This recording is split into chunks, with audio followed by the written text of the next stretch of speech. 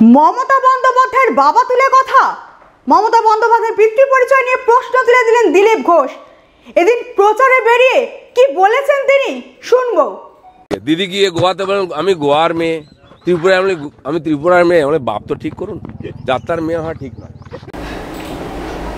দিলীপ ঘোষ মুখ্যমন্ত্রীর বাবা তুলতেই কিন্তু ঝাঁপিয়ে পড়েছে তৃণমূল। রাজ্যের দুই মন্ত্রী কড়া প্রতিক্রিয়া দিয়েছেন। কি বলেছেন রাজ্যের মন্ত্রী চন্দ্রিমা ভট্টাচার্য, শশী পাচারা, শুনবো। শ্রীযুক্ত দিলীপ ঘোষ,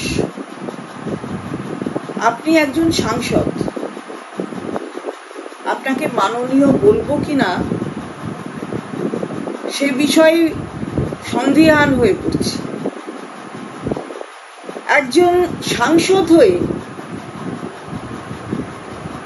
একটি মহিলাকে, এবং তিনি বাংলার মুখ্যমন্ত্রী, একবারের নয় তিনবারের, তাছাড়াও ভারতবর্ষের রেলমন্ত্রী ছিলেন, আরও অনেকগুলি দপ্তরের নেতৃত্ব দিয়েছেন ভারতবর্ষে।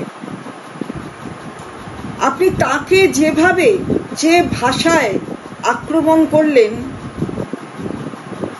এটা বলার অযোগ্য।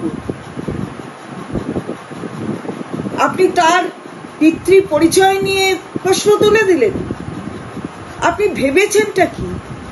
যা মুখে আসবে তাই বলবেন, কাউকে ছেড়ে কথা বলবেন না, আপনার ঐতিহ্য বাংলার অথবা ভারতবর্ষের বজায় রাখবেন না,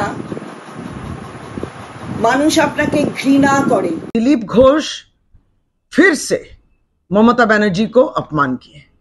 फिर से उन्होंने एक व्यक्ति के ऊपर अपमान किया है, आक्रमण किया है।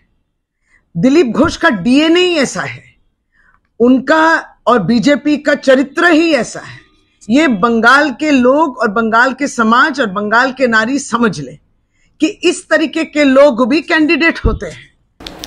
ভোট আসলেই জমে ওঠে প্রচার, আর প্রচার মানেই বেলাগাম আক্রমণ। শাসক নেতা হোক বা বিরোধী নেতা, একে অপরকে বেলাগাম আক্রমণ করতে দেখা যাচ্ছে বিভিন্ন জায়গায়। কিন্তু আমরা আশা রাখবো রাজনৈতিক সৌজন্যতা এবং এই যে মুখের ভাষা ঠিক থাকবে। আরো খবরের জন্য চোখ রাখুন মহানগর 24x7-এ।